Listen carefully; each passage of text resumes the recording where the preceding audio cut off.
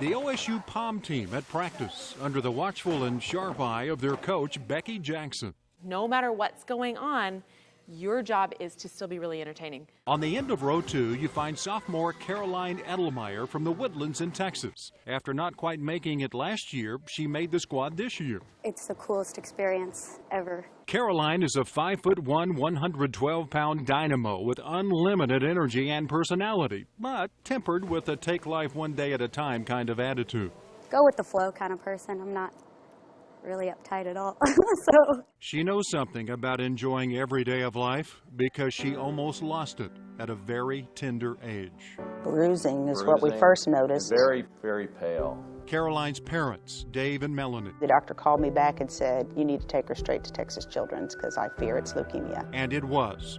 Caroline was only 2. Leukemia is considered a terminal illness. So for 2.5 years, Caroline's parents took Caroline on what seemed like endless trips to the hospital for treatment and rushed her there for emergency care whenever any fever would suddenly race through her little body. She spent the whole month plus in the hospital with pneumonia, really low blood counts, and they just couldn't send her home.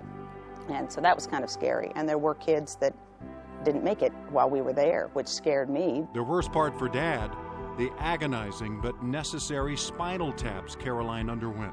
Those were hard because they were so painful. And I was glad. I remember when she had her last one. I was very happy to have that behind us. But what kept the parents going was their little girl's incredible spirit. Her smile and cheer lit up the hospital room for everyone. You know, sharing stories with other parents, we had it so easy because Caroline never fought when we gave her meds, and she was always happy.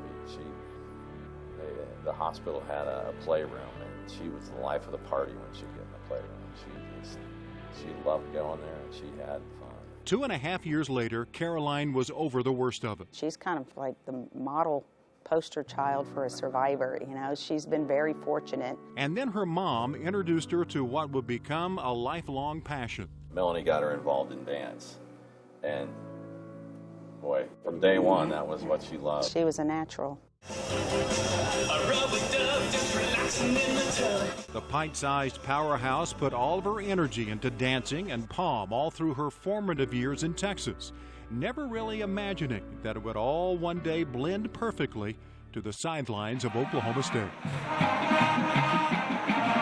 I love football especially, so it's really cool to be down on the field on the weekends. I cheered from 7th grade through senior year of high school, so I'm so used to being right there up close and personal with the game. There's only 15 of us on the team. It's so small, it's so exclusive, it's definitely an honor. That honor, I found out when we talked on the field of Boone Pickens Stadium, is an emotional realization for Caroline that she has conquered so much during the short course of her young life.